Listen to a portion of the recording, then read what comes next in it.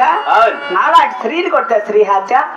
గోవు చేసి నేరమే అలాగనే తెలపవన్న అబులన్నా అమ్మా భక్తురాలు అవును ఇక గోగు చేసిన నేరములు ఏమంటున్నావు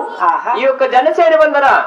ఈ గోగులన్నీ ఇక పట్టలని నాశనం చేస్తున్నా మీ తల్లిదండ్రులు శ్రేమన్నారమ్మా